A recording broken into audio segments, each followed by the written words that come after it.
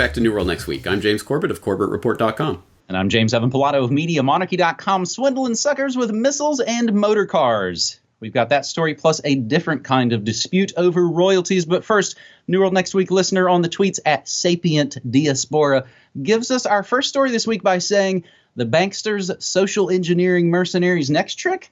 Arbitrary mental illness labeling coming to any inconvenient social media post by you with complimentary kidnapping and indefinite confinement with no habeas corpus. What are they talking about?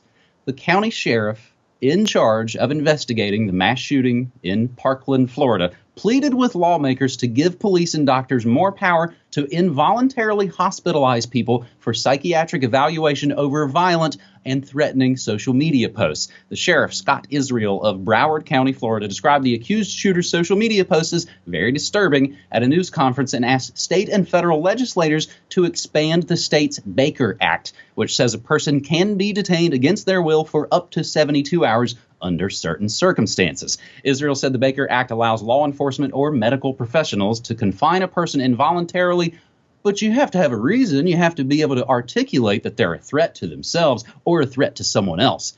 Israel pleaded with lawmakers in Tallahassee, the state's capital, and Washington to give police the power to detain people. So from the press conference, I enjoy reading quotes from people, but I think we should just kind of hear it straight from Israel's mouth. If they see something on social media, if they see graphic pictures of rifles and blood and gore and guns and bombs, if they see something, horrific language, if they see a person talking about, I want to grow up to be a serial killer, we need to have the power to take that person and bring them before mental health professionals at that particular time, involuntarily, and have them examined. We need to have the power to take that person and bring them before mental health professionals at that particular time, involuntarily, and have them examined. I think that's pretty stunning just to kind of hear it come right out there. And we'll include the links to that kind of short press conference clip, about a 2-minute clip. Florida Sheriff Scott Israel pleads for power to detain people for social media threats. He also does a little bit of a longer bit, an 8-minute clip on MSNBC-IA, if you can stomach that whole thing. James, this is all getting pretty serious. This latest event after, of course, Las Vegas seems like such a giant sand trap for everybody piling on. I just got an email from a listener saying Republican aide fired after saying Parkland survivors were actors. James? Yeah, it is an absolute crazy mess right now. And this is a threat that you can't imagine anyone would go for here in the 21st century. Yes, let's give the government the power to decide based on your social media posts whether you should be brought in for mental health examination. I think the immediate and obvious historical parallel is Soviet Union, where they made dissent against the state an actual mental illness. You must be mentally ill if you are against the wonderful, glorious Soviet government. And that, whatever kind of straw man people want to throw out, or however much people want to laugh at that idea, oh, we're not there yet. Are you saying we're living in that kind of power? The point of this is, whenever you give a power to a police authority or a government, imagine that power being in the hands of the worst, most vicious psychopathic scum that you would never want to have that power, because it will eventually end up there. So I don't think anyone in our audience is going to be rooting for this, but the idea that this is even being floated now is total insanity. When you talk about those powers being given, that's what's, sort of weaponized the Trump train so much, is because he's got 16 years of the previous guys adding on all kinds of affronts to any kind of civil liberties. And again, they each kind of prop each other up. One fake party kind of props the other up. It's a very terrible lean-to. A couple of other kind of related cyberspace war headlines I want to include into this. And James, maybe much like last week, this first sort of set of stories could have probably been expanded out and been an entire New World Next Week episode. Hashtag Twitter lockout claims hundreds of conservative users falsely named as bots And a really good bad one from New World Next Week listener David Day. Bad news. The game researchers hope will vaccinate public against fake news. Cambridge researchers have built an online game simply titled Bad News, in which players compete to become a disinformation and fake news tycoon. By shedding light on the shady practices, they hope the game will vaccinate, that's their words in the article, vaccinate the public and make them immune to the spread of truths. Our second story this week on New World Next Week, episode 338, or our second set of stories, as it were, comes from David Carroll, New World Next Week listener, who first points out a kind of regular, kind of heart-wrenching, black and white, kind of stark geopolitical magazine cover photo and kind of equally emotional article from The Economist. Africa's broken heart. Congo is sliding back to bloodshed. How to stop a catastrophe. That's just the headline. That's just the article name. No conflict since the 1940s has been bloodier, yet few have been more completely ignored. Estimates of the death toll in Congo between 1998 and 2003 range from roughly 1 million to more than 5 million. No one counted the corpses. Taking the midpoint, the cost in lives was higher than that in Syria, Iraq, Vietnam, or Korea. Yet scarcely any outsider has a clue what the fighting was about or who's killing whom, which is a tragedy because the great war at the heart of Africa might be about to start again. And even as I was doing the prep for this episode, James, I had seen the cover photo of The Economist, and I went looking for the article. Again, all the notes and links will be included in the show notes. They have multiple versions of this kind of story. The war in Africa is about to heat up. Africa's heart, Africa's broken heart, all these things kind of building up. This article we're citing essentially goes on to say, please, Mr. Trump, do this. Please, United Nations, do that. But it's another article from an obscure website called Northern Miner that David Carroll points out that maybe, just maybe, there could be a connection between that story and this story. A new mining code in the Democratic Republic of the Congo that would raise royalties on metals and eliminate a stability clause enshrined in the previous 2002 charter that protects mining companies from changes to the code for 10 years is rattling mining companies and investors. Big companies in big places in big states like Randgold Resources, Ivanhoe Mines, and something we've mentioned before, Australia's Glencore, all among them joining together to make a formal lobbying group to the government. So, James, it's an interesting bit, an interesting juxtaposition. You see these two stories, Africa's broken heart. And again, talked about this many, many times. We got to go get that bad Coney guy, right? Is this just a Coney repeat, maybe? Well, it certainly has historical parallels. So I'm not going to pretend to be a Congo expert or up on what the latest, political moves and military actions there are. Mental note to self, probably a good time to get Keith Herman Snow back on the program. But I can put this in the perspective of certainly why is mining in Congo important? Well, if you don't know, your fondle slab is probably made from components that were mined by child labor in the Congo, cobalt being one of the key elements that are used in smartphone construction. And hey, guess what?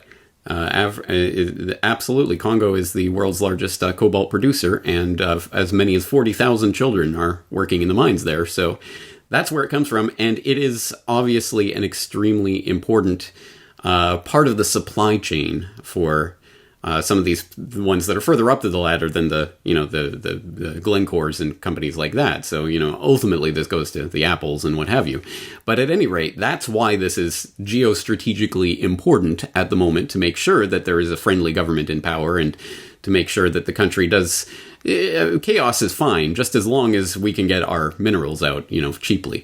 And of course, I think the real historical precedent and parallel that we should be looking at is Smedley Butler talking about war is a racket, talking about he was a gangster for capitalism, talking about how we went into, this country for Chiquita Banana, and we went into this country for the mining interests, and we went into this country. It's the same thing. The game certainly hasn't changed. The faces have changed. Maybe the locations have changed, but absolutely, it's the exact same thing that we've seen, unfortunately, for a very, very long time, and this is how it operates. So when they start amping up we got to go into the Congo, you'll know what it's about. And you heard it here first on New World Next Week. So speaking of friendly governments in power, and again, because it's, again, those sort of systems that sort of work in tandem and prop each other up, and you're not really going to stop one without looking at the other and the other and the other. We've been talking a bit James, in the recent sort of about the kind of automotive world order coming. And I see these stories kind of continuing to pile. So I want to put together a few different data points here on our last story. Something I kind of went into on my morning show, but I want to kind of expand on it a little bit. Lockheed Martin got $35 billion from taxpayers last year. Now, this comes from the Bilderberg, Mockingbird, Amazon Post in their latest round, of course, selective outrage / selective investigative journalism. They report that of Lockheed Martin's $51 billion in sales last year, 70% of that, $35.2 billion, came from sales to the U.S. government. Lockheed's government sales are nearly what the Trump administration proposed for the State Department next year in its recently released spending plan, or $15 billion more than all of NASA, or about the gross domestic product of Bolivia. So an interesting bit to go along with this, and what this article kind of gets into, is the big F-35 kind of boondoggle, the jet from Lockheed. How Lockheed swindles taxpayers video from Robert Greenwald. And going through all this, that's when I remembered, we've talked about this before, they're making missiles and killer weapons that you can't really boycott because you don't choose to buy them in the first place. Money stolen from us by those evil minds that plot destruction and then given to the sorcerers of death's construction. And I think about this a lot. I talk about this a lot. The fridge is the medicine cabinet, and that's why, again, our biggest success, I think, has been in the pushback against kind of the food world order, not buying their poison pharma food. It's a lot harder to boycott private military contractors. So that's why we maybe have to get a little more kind of creative at it. We talked 2 weeks ago about that Ohio court finding red light camera fines unconstitutional, forcing city to refund all tickets. And here's what I'm kind of driving at here. Private military contractors like Lockheed Martin own the cameras and the contracts for red light cameras in a lot of states, and they've been caught time and time again kind of gaming the numbers. Gaming the numbers meaning lowering the amount of yellow light time, which results in not only more ticket revenue for the city and therefore for Lockheed, but it also results in increased traffic fatalities. An article from Media Monarchy 2 months shy of a decade ago, posted to Media Monarchy. 6 U.S. cities tamper with traffic cameras for profit. 6 U.S. cities have been found guilty of shortening the amber cycles below what is allowed by law on intersections equipped with cameras meant to catch red light runners.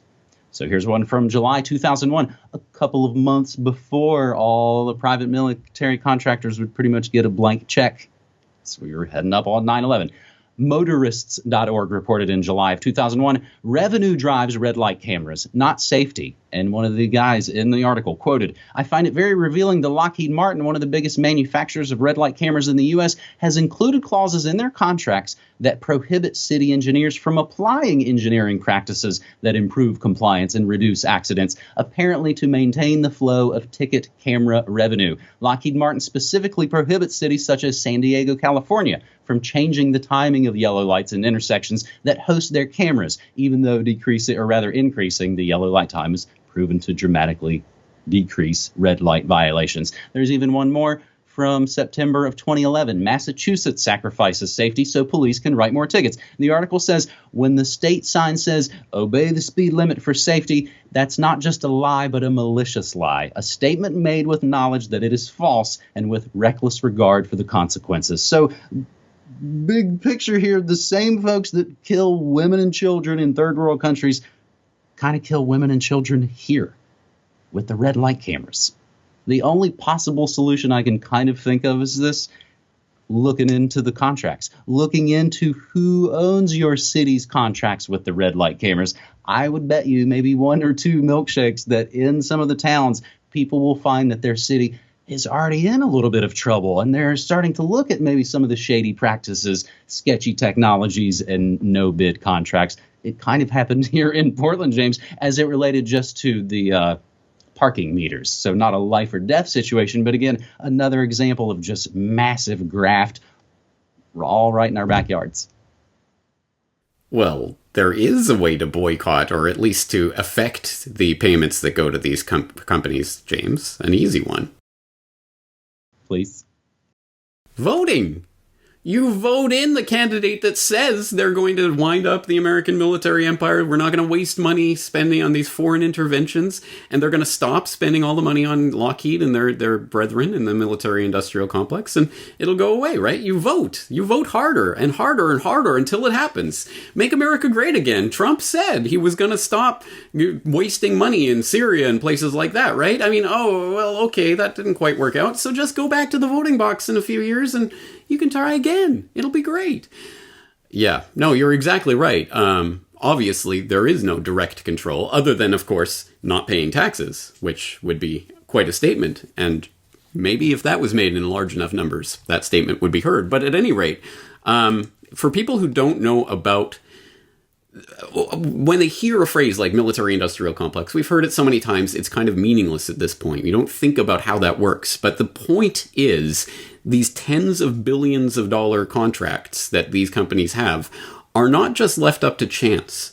They aren't just kind of, maybe, I hope we'll have a candidate in there that'll get into office that'll maybe want to buy some of our stuff. They make it happen. They make policies happen to set up wars so that they can sell their goods, their bads, to the government. That is their business model. And it again, this isn't an airy-fairy connection. This is really well documented, especially and specifically in the Lockheed case.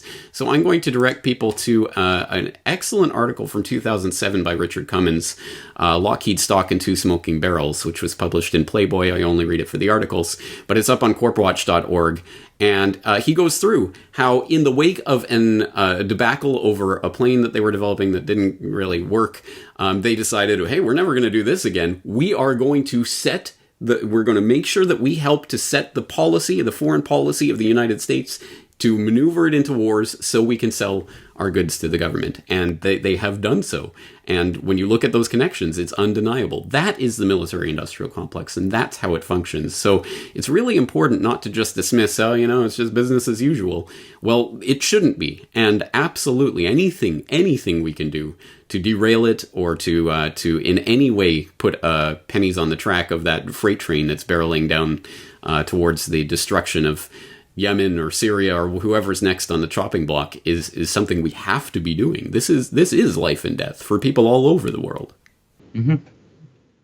So in keeping on that solutions-oriented track, we'll, in closing here, a little bit of solutions-oriented notes. My latest episode of Good News Next Week, New Life for Old Records. Bad Baltimore cops will have to pay back their victims themselves instead of using taxpayer money. Kansas libraries are giving thousands of records to the Great 78 Project, a story, of course, I really enjoy. Colorado wildlife are using crosswalks to save lives. And I will conclude all my own personal horn honking here by one more time mentioning my daily news show, The Morning Monarchy, where I want to note back on February 1st, almost 2 weeks before Corbett Report's recent Newsweek coverage, we reported Manhattan DA raids Newsweek headquarters, ties to alleged cult leader. What I mean to say is I like to think of Media Monarchy as sort of the long-running kind of data mining information operation that hopefully gives outlets like Corbett Report or Tragedy and Hope or anyone and everyone else out there the sort of maybe seemingly mundane tidbits that can then become the investigative trail as you start to see the data points start to connect. Or like maybe someone said in my chat room the other day, this is my hard sell, James, 2 of the reasons that Media Monarchy is better than NPR, better music, and lots of swears. Everything's at MediaMonarchy.com/support. James, I believe you do have a little bit of deprogramming notes here for us at the end. Well, that's right. Just because of the way schedules are working with various people moving to various places, including yourself, we are not going to be doing New World Next Week for the next few weeks, perhaps several weeks. It's going to be a while. There will be none released in March, I believe. So we'll probably not reconvene until April. So I hope you guys got your New World Next Week fix in this week, and hang in there. We'll be back in a few weeks. All right, buddy. Take care. Thanks.